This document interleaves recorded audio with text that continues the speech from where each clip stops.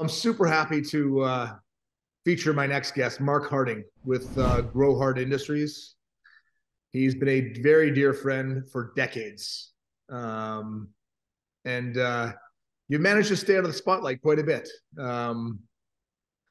But Here you are, Zoom on the Gold Coast, enjoying a little morning spliff and Absolutely. On my boat called Obscurity. Talk about going obscurity. under the radar. Talk about going under the radar. Yeah, the boat's called Obscurity. Yep. So this is an individual who's long been a a major mechanism within the industry of cannabis and a lover of the plant. And it's so nice to be able to feature you. I'm so happy to be able to introduce you to the world. Everyone, Marc Harding. Thanks, Justin. What originally got you into the industry? I started smoking pot from a fairly young age, I guess. Um, and I had a guy who I was working with when I was 16. I was an apprentice cabinet maker, and he'd started growing cannabis under fluorescent lights, and he took me around to his house one day and showed me, and I was quite impressed, even though he wasn't getting that good of flowers, but the vegetative growth, etc., was pretty good. I suggested to him that we try some stronger lights. So he ended up stealing some lights from the local tennis courts, some old sodium halides, and they went a lot better than the fluorides, of course. The fluoros, of course. That was my real entry into hydroponics and gardening under lights. I'd probably grown a crop or two outdoors under the sun previous to that, but yeah, I was working at a factory in Adelaide one day, reading a People magazine, and I saw this ad by Phototron, and I ordered one. Took about 3.5 months to roll up, and then by the time I realised that we had to send away to get the new fertilizer regime back. By the time my first lot of fertilizers got back from the States, my plants had died. So I realised pretty quickly that we had to come up with a solution, because we couldn't rely on Jeffrey, Julian DeMarco to send us over little bottles of fertilizer. Necessity is always the mother of all invention. Yeah, exactly. My grandfather had been a farmer, citrus farmer, up in the Riverland here in Australians, many years before, and he actually I spoke to him about it, and he showed me a really simple fertilizer recipe that they used to put on their oranges and lemons and etc. And we tweaked it a bit for cannabis, and before you knew it, I had a fairly basic fertilizer that I started selling to my friends. Yeah, at the time, this was in 1989. Here in Australia, there was 2 shops in Adelaide. We'd had a pretty progressive state premier who decriminalised cannabis possession and growing up to 9 plants. It was getting caught growing up to 9 plants in South Australia at the time was similar to getting caught speeding in your car. You got an on-the-spot fine, and they didn't take any of the equipment, which suited us fine back then. The boom in the industry in South Australia, because of that one piece of legislation, enabled the industry to grow from virtually nothing in the mid '80s to a burgeoning industry that was turning over hundreds of millions of dollars by the early '90s. Legalization has not been the windfall that everyone had hoped in Canada.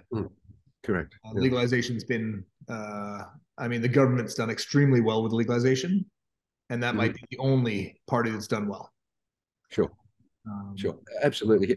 The Australian government have kind of regulated the Australian market out of the worldwide medical cannabis picture, basically because of we've over-regulated the medical cannabis industry here in Australia.